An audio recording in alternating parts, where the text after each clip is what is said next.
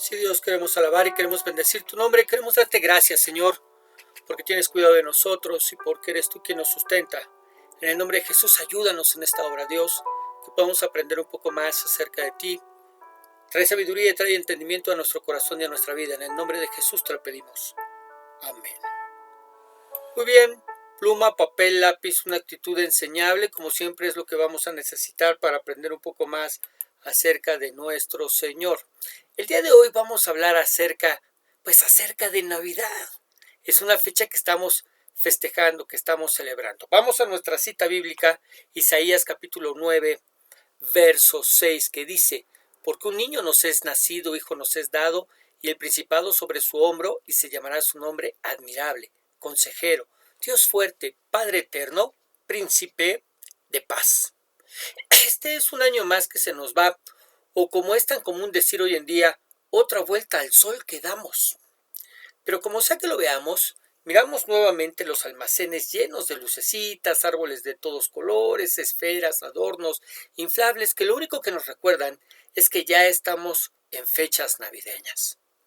Hoy amanecimos desvelados, tarde y con sueño, y arreglándonos para poder disfrutar del recalentado. Que por cierto, ¿qué tal estuvo la cena? Y sin importar lo que hayamos cenado, pierna, bacalao, romeritos, pavo, ensalada, pie o lo que sea, estoy seguro que la gran mayoría de nosotros la disfrutamos. Disfrutamos de pasar esos momentos con la familia y en medio de toda esa celebración llena de comida y en algunos casos regalos, yo le pregunto, ¿qué festejamos? Ay, pastor, pero ¿cómo se le ocurre preguntarlo? Bueno, lo pregunto porque le aseguro que hay mucha gente que en realidad no sabe lo que es la Navidad. ¿Qué festejamos? Que hace más de 2000 años vino a nacer el Hijo de Dios para vivir como uno de nosotros y a través de su vida darnos a conocer al Padre y salvarnos de las consecuencias de nuestros pecados. Pero es entonces que surgen un sinnúmero de preguntas que tienen que ver con el tema que hemos estudiado ya durante 5 semanas. ¿De qué habla, pastor? Bueno, hemos estado estudiando acerca de la eternidad, de cómo es que desde la eternidad pasada, antes de la fundación del mundo, tú y yo ya habíamos sido escogidos por Dios para ser suyos. ¿Cómo es que nada de lo que nos pasa toma por sorpresa a Dios? Sí a nosotros, pero no a Dios. ¿Y cómo es que aún antes de que levantemos nuestra voz en oración, el Señor sabe de lo que tenemos necesidad? ¿Cómo es que Dios no cambia, sino que sigue siendo el mismo sin importar la cantidad de años que pasen? Y también hemos hablado a la luz de la eternidad sobre las recompensas, galardones, premios eternos. Y continuando con esa perspectiva eterna, en ese mismo orden de ideas, y hablando de este tema, el nacimiento de Jesús el Cristo, quizás debiéramos preguntarnos, ¿cómo es que se decidió que Jesucristo viniera a nacer en este mundo? ¿Desde cuándo se decidió? ¿Por qué escogieron a María y José para hacerlo?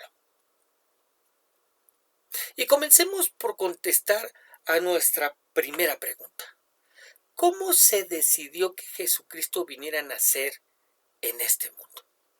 La Biblia nos enseña que esa fue una decisión tomada en los cielos por el Padre, aceptada por el Hijo y llevada a cabo por medio del poder del Espíritu Santo. Vamos a ver. El Señor Jesucristo mismo dijo, Juan capítulo 6, verso 38. Juan capítulo 6, verso 38. No bajé del cielo para hacer lo que yo quiera, sino para obedecer a Dios mi Padre, pues Él fue quien me envió. De manera que la decisión de enviar al Hijo a nacer en este mundo no fue del Espíritu Santo y no fue del Hijo, fue del Padre. Él fue quien decidió que naciera de mujer como todos nosotros. Algo que fue posible gracias a la poderosa intervención del Espíritu Santo. Veamos. Gabriel se le apareció a María para anunciarle que daría a luz un hijo sin haber tenido relaciones sexuales? Pues la Biblia nos dice que era virgen. La pregunta de María ante esta noticia es, ¿cómo? ¿Cómo me vienes a decir que voy a dar a luz si no he tenido relaciones sexuales con nadie? Pues soy virgen. Lucas 1:35. Respondiendo el ángel le dijo, el Espíritu Santo vendrá sobre ti y el poder del Altísimo te cubrirá con su sombra, por lo cual también el santo ser que nacerá será llamado Hijo del Altísimo. Por eso decíamos que se llevó a cabo por medio del poder del Espíritu Santo la venida del Señor Jesús, porque el Espíritu Santo vendría sobre ella y el poder del Altísimo a través del Espíritu Santo la cubriría con su sombra, permitiendo que ella concibiera sin conocer varón, sin haber estado o entrado en relaciones con un varón. De manera que la decisión fue del Padre. La ejecución fue del Espíritu y la aceptación o subordinación a la voluntad del Padre fue del Hijo. ¿Dónde dice? Juan 6:38 dice, no bajé del cielo para hacer lo que yo quiera, sino para obedecer a Dios mi Padre, pues Él fue quien me envió. O sea, bajó del cielo para obedecer, se subordinó para obedecer, para someterse a la voluntad del Padre. De manera que, de una manera simple, la primera pregunta ha sido contestada. ¿Cómo se decidió que Jesucristo viniera a nacer en este mundo? Bueno, fue una decisión tomada por el Padre, llevada a cabo por el poder del Espíritu Santo y acatada, obedecida por el Hijo. Lo que nos permite pasar a la segunda pregunta. ¿Desde cuándo se decidió? ¿Desde cuándo se decidió? Porque estamos hablando a la luz de la eternidad y entonces esta pregunta es importantísima para continuar con nuestro tema. ¿Desde cuándo se decidió? ¿Qué dice la Biblia? Ok, vayamos. Primera de Pedro capítulo 1, verso 17. Primera de Pedro capítulo 1, verso 17 al 21. ¿Qué dice? Y si invocáis por Padre a aquel que sin acepción de personas juzga según la obra de cada uno, conducíos con temor todo el tiempo de vuestra peregrinación, sabiendo que fuisteis rescatados de vuestra vana manera de vivir, la cual recibisteis de vuestros padres, no con cosas corruptibles como oro o plata, sino con la sangre preciosa de Cristo, como de un cordero sin mancha y sin contaminación, ya destinado desde antes de la fundación del mundo, pero manifestado en los postreros tiempos por amor de vosotros, y mediante el cual creéis en Dios, quien le resucitó de los muertos y le ha dado gloria, para que vuestra fe y esperanza sean en Dios. ¿Qué nos dice? ¿Desde cuándo? Desde antes de la fundación del mundo, ya destinado desde antes de la fundación del mundo. Es decir, antes de que nada fuera hecho, el Padre ya había decidido que Jesucristo viniera a nacer. Lo que quiere decir que, en primer lugar, Dios ya había decidido crear al hombre. No es que el hombre evolucionó, sino que Dios lo creó. 2. Dios sabía que el hombre iba a pecar. El pecado de Adán y Eva solo sorprendió a Adán y a Eva, pero no a Dios. Dios sabía que el hombre iba a pecar. Y 3. El plan de redención del hombre, por medio del sacrificio de Cristo, también fue ideado por Dios. Algo que no debería dejar de sorprendernos. El saber que todo lo que pasa, todo lo que sucede se encuentra en la mano de nuestro Dios. Un Dios que en su omnisciencia, es decir, que lo sabe todo, tiene bajo su control todas las cosas y nada pasa sin que Él así lo permita. Mire, Lamentaciones 3:37 nos dice, cuando algo se dice, cuando algo pasa, es porque el Señor lo ha ordenado. Cuando algo se dice, cuando algo pasa, cuando algo sucede, cuando algo acontece, es porque el Señor lo ha ordenado. Esto Esto en verdad debería ministrarnos paz y seguridad. Paz y seguridad sabiendo que el Dios que nos ama tanto que no escatimó ni a su propio Hijo, lo tiene todo, lo tiene todo, lo tiene todo bajo su poder y control. Que esta mi situación difícil, mi problema, mi enfermedad, puede estar fuera de mi control. Puede estar fuera del control de los médicos en el caso de una enfermedad. Puede estar fuera del control de la otra persona con la que tengo el problema. Pero nunca, nunca jamás estará fuera del control de mi Dios. Por eso, esa es la razón por la que no nos cansamos de orar y de pedirle que nos dé fortaleza para seguir adelante, guía para hacer lo que nos es conveniente y dirección para tomar la mejor decisión. Recuerda que nuestra vida está delante de Él. Isaías 41:13 dice: porque yo, el Señor tu Dios, te he tomado de la mano. Yo te he dicho, no tengas miedo, yo te ayudo. Yo te ayudo, dice el Señor. No tengas miedo.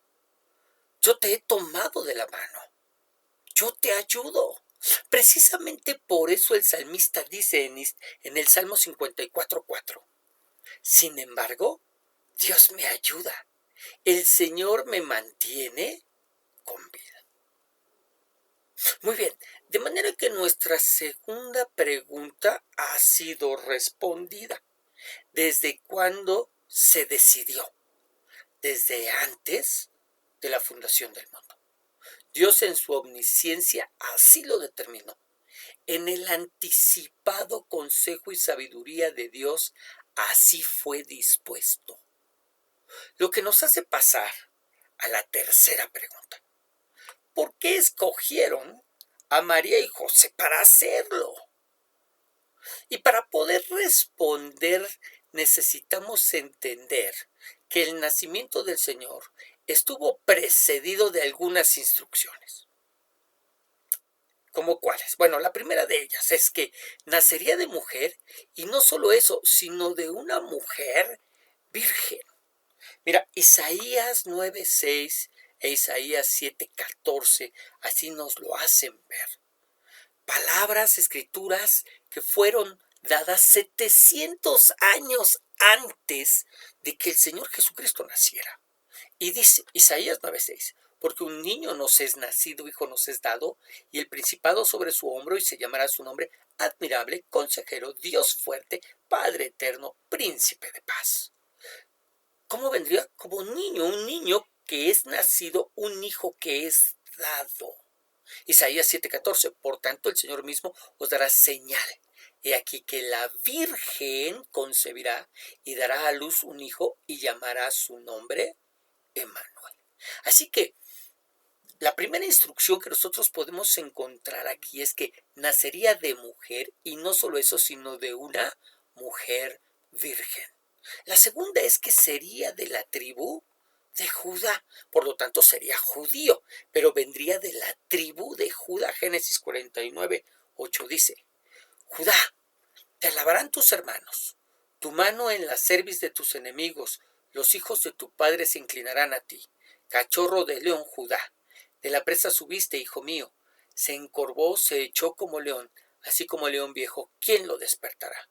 No será quitado el cetro de Judá, ni el legislador de entre sus pies, hasta que venga Silo, y a él se congregarán los pueblos. No será quitado el cetro de Judá, es decir, Judá será la tribu de donde vendrán los reyes, ni el legislador de entre sus pies. Vendrá un legislador, un rey, que no será quitado. No puede estar hablando de nadie más, sino del Señor Jesucristo. Pero tenía que nacer ¿de dónde? De la tribu de Judá. En tercer lugar, nacería en la ciudad de Belén. No solamente nos da la tribu, sino también la ciudad. Miqueas 5:2 dice: pero tú, Belén Efrata, pequeña para estar entre las familias de Judá, de ti me saldrá el que será Señor en Israel, y sus salidas son desde el principio, desde los días de la eternidad. De ti me saldrá el que será Señor con mayúscula en Israel. ¿En dónde nacería? Belén Efrata. Tercera señal que tendría que cumplirse. Y en cuarto lugar, sería descendiente del rey David. Si proviene de la tribu de Judá y el Señor ya había prometido que no le faltaría legislador rey, ¿verdad?, que gobernará, tenía que ser descendiente del rey David. Isaías 9:7 dice: Él se sentará en el trono de David y reinará sobre todo el mundo, y por siempre habrá paz. Su reino será invencible y para siempre reinará la justicia y el derecho. Esto lo hará el Dios Todopoderoso por el gran amor que nos tiene. Es decir, sería descendiente del rey David. Ahora, sorprendentemente, cuando leemos los evangelios sobre el nacimiento del Señor Jesús, miramos el cumplimiento de cada una de estas profecías. Miren, en primer lugar, nació de una mujer virgen. Lucas 1:26 dice: a los 6 meses Dios mandó al ángel Gabriel a un pueblo de Galilea llamado Nazaret, donde vivía una joven llamada María. Era virgen, pero estaba comprometida para casarse con un hombre llamado José, descendiente del rey David. José era descendiente del rey David. La joven llamada María, ¿cómo era? Era virgen, nacería de mujer y esa mujer tendría que ser virgen. ¿Ok? Primera condición cumplida. En segundo lugar, tanto María como José pertenecían a la tribu de Judá. Mira cómo es que lo dice el escritor de Hebreos, así lo declara. Hebreos 7:14. Porque manifiesto es que nuestro Señor vino de la tribu de Judá, de la cual nada habló Moisés tocante al sacerdocio. ¿De dónde vino? De la tribu de Judá. ¿De dónde era José? De la tribu de Judá. ¿De dónde era María? De la tribu de Judá, descendiente de David. Ya lo vimos. Tercer lugar, nació en la ciudad de Belén, porque esa era la tercera condición que se tenía que cumplir. Mateo 2:1 dice: cuando Jesús nació en Belén de Judea, en días del rey Herodes, vinieron del oriente a Jerusalén unos magos. Cuando Jesús nació, ¿en dónde? En Belén de Judea. ¿En dónde se dijo que debía nacer? En Belén de Judea. Ahora, ya dijimos que fue descendiente de David, pero la Biblia también lo declara así, tal cual te lo estoy diciendo. Mateo 1:1 dice: Jesús era descendiente de David y de Abraham. Esta es la lista de todos sus familiares que vivieron antes de él. Jesús era descendiente de David. Señales que se cumplieron a través de la vida de José y María.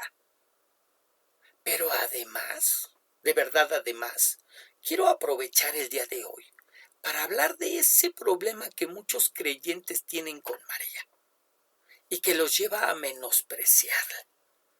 ¿De qué hablas, pastor? Bueno, en nuestra antigua forma de culto se exaltaba tanto a María, al grado de deidificarla como si fuera Dios, dándole títulos como la Madre de Dios, abogada, auxiliadora, corredentora, mediadora, que en ese afán de no adorarle, tampoco le reconocemos sus virtudes.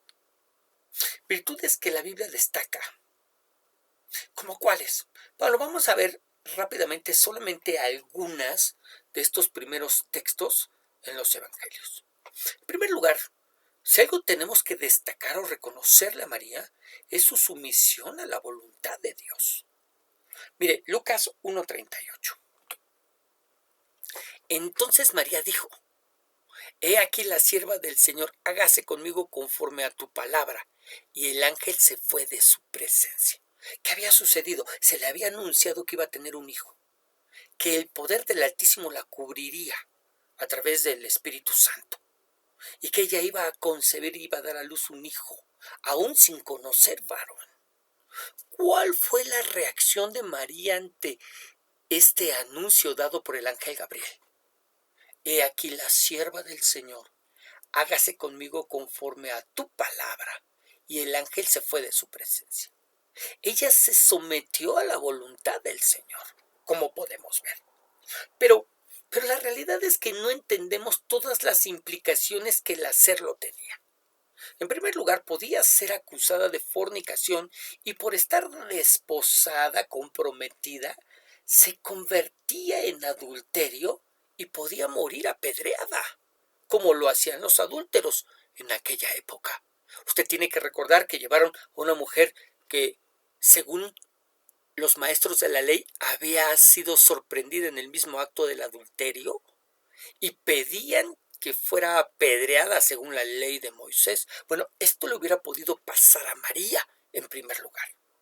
Pensando en que no la delatara José por ser un hombre justo y que amaba a María, se rompería en todo caso su compromiso matrimonial.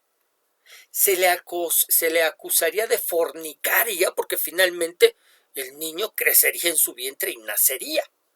Y eso traería vergüenza a la casa de su padre, dejándole desamparada a ella y al niño. Esa sería la segunda posibilidad. Bueno, pensemos que en su casa le dan todo el apoyo. Aún así, ella cargaría, en tercer lugar, con la vergüenza de tener un hijo fuera del matrimonio y estaría condenada a vivir sola. De manera que no solamente podemos ver su sumisión, sino que además era una mujer valiente para enfrentar todas y cada una de estas situaciones que ella no sabía la forma, la manera en que Dios las resolvería. ¿Ok? Así que, ¿qué es lo que podemos mirar en primer lugar en ella? Sumisión a la voluntad de Dios y es una mujer valiente. En segundo lugar, encontramos que es una mujer de fe. Mire, Lucas 1:45, adelantito, dice: y bienaventurada la que creyó, porque se cumplirá lo que fue dicho de parte del Señor. Bienaventurada la que creyó, porque se cumplirá lo que le fue dicho de parte del Señor. Esta es una declaración dada por Elizabeth, la madre de Juan, parienta de María, cuando María la va a visitar. Recordemos que Elizabeth ya tenía 6 meses de embarazo cuando María llega. Y esta declaración es inspirada por el Espíritu Santo. Pero ¿cómo le dice? Bienaventurada la que creyó.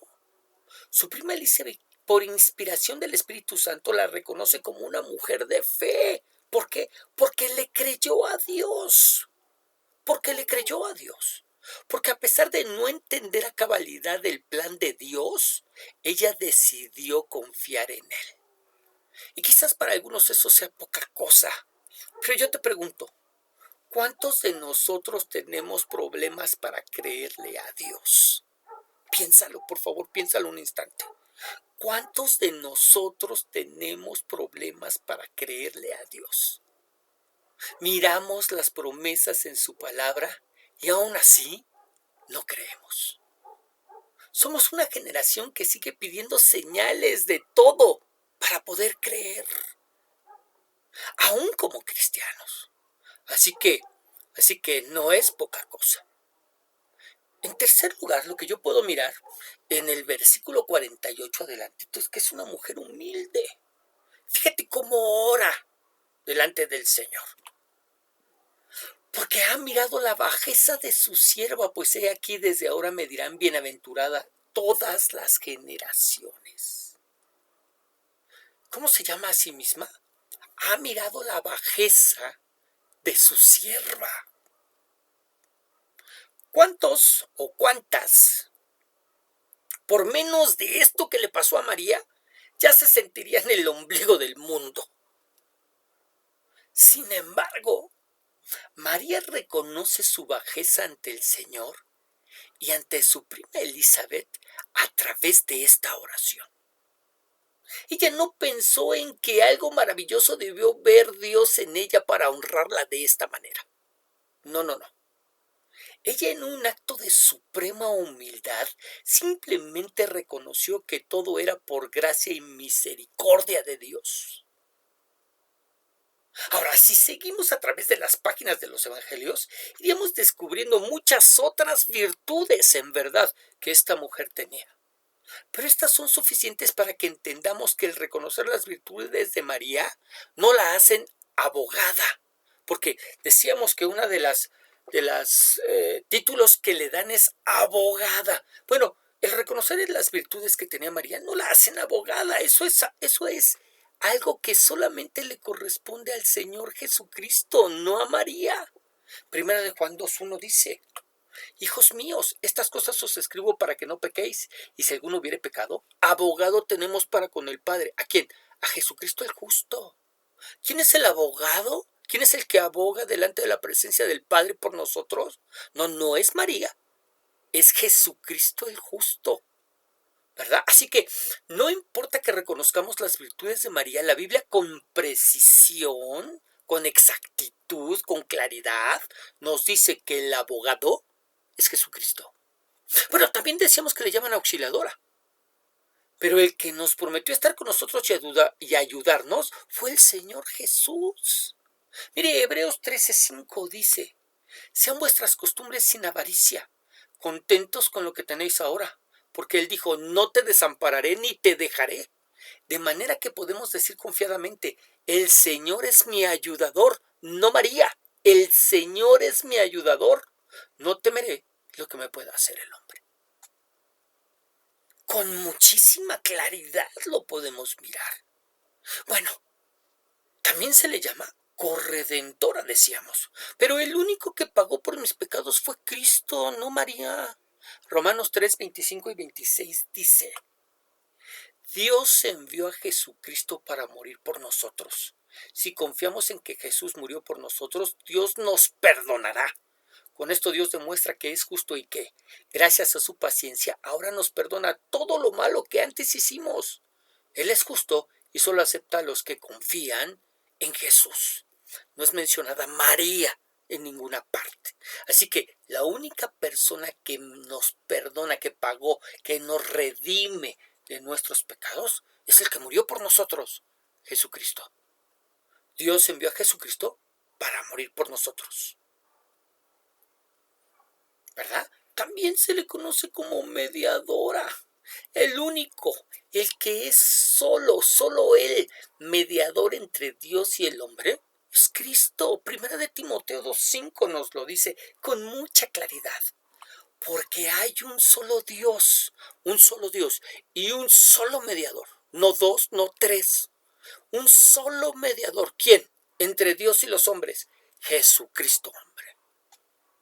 Así que dejemos de temer y reconocer lo que la Biblia sin ningún problema reconoce. Y así es como nuestra tercera pregunta en verdad ha quedado resuelta. ¿Por qué escogieron a María y José para hacerlo? Porque a través de ellos se cumplieron todas las cosas que habían sido escritas acerca del nacimiento del Mesías. Lo que quiere decir que desde antes de la fundación del mundo, Dios ya había dispuesto que de esta pareja naciera el Mesías, el Salvador. Que esta pareja naciera de la casa de David, de la tribu de Judá.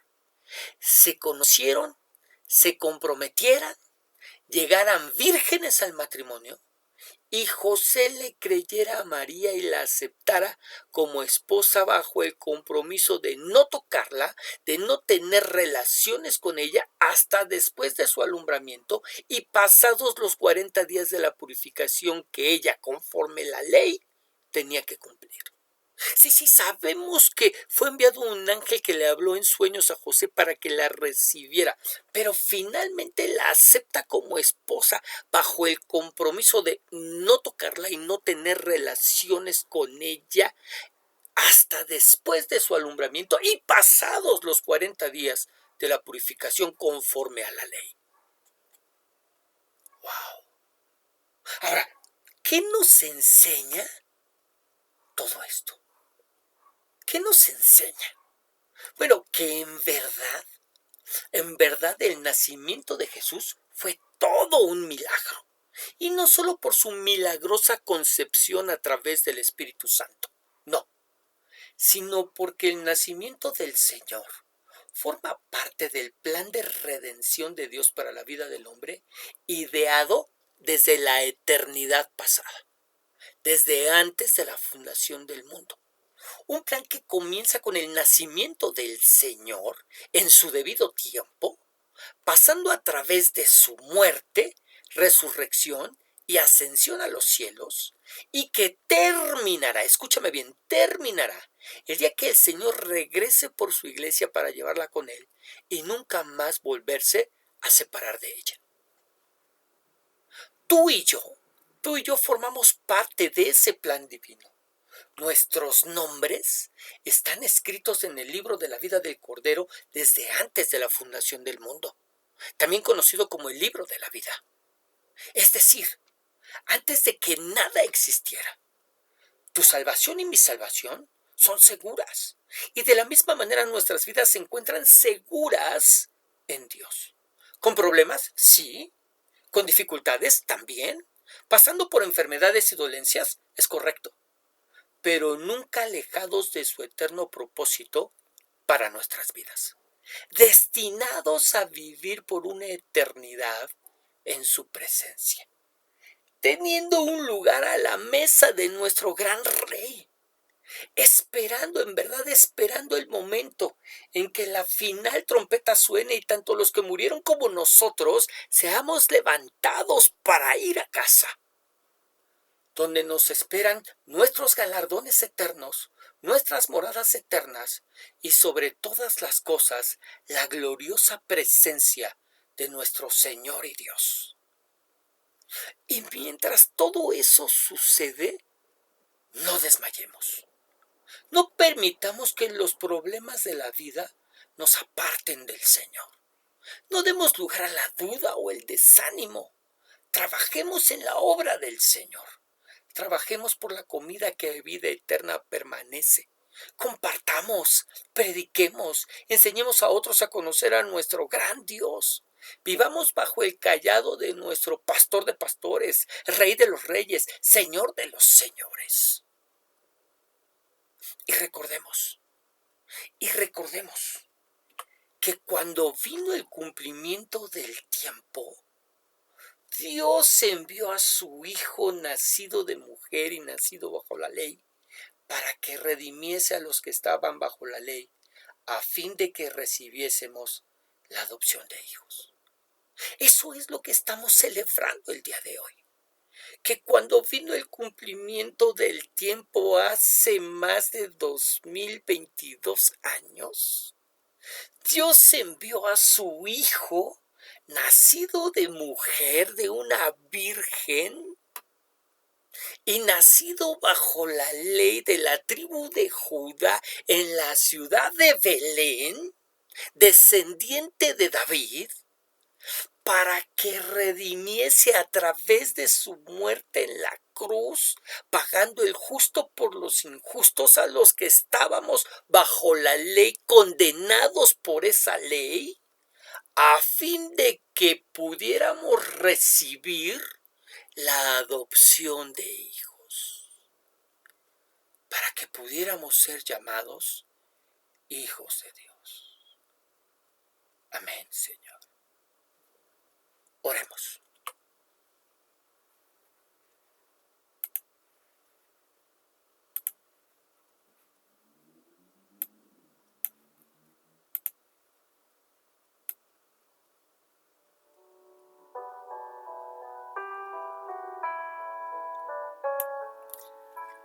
Señor Dios y Padre Celestial, queremos darte gracias, Dios.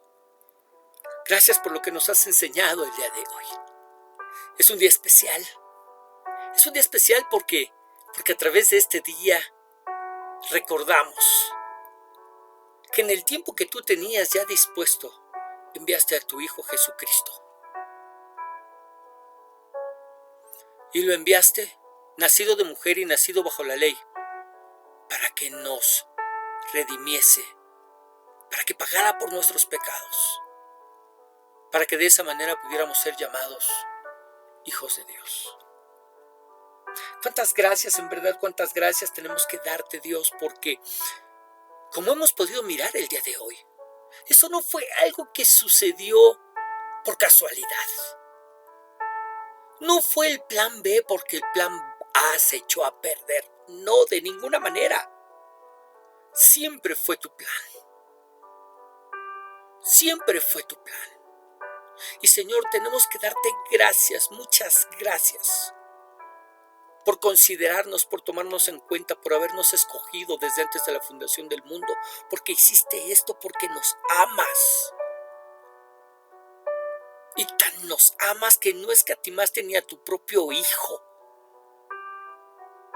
Padre, en el nombre de Jesús, queremos alabar y queremos bendecir, queremos glorificar, queremos exaltar tu nombre, queremos darte gracias por lo que nos has enseñado. Muchas gracias, Señor, por lo que nos has enseñado. Y permite, Dios, que esto que hemos aprendido el día de hoy en verdad nos haga cambiar, transforme nuestra manera de pensar y sobre todo nos motive a seguir trabajando para tu gloria y reino. En el nombre de Jesús, Señor, te lo pedimos. Amén.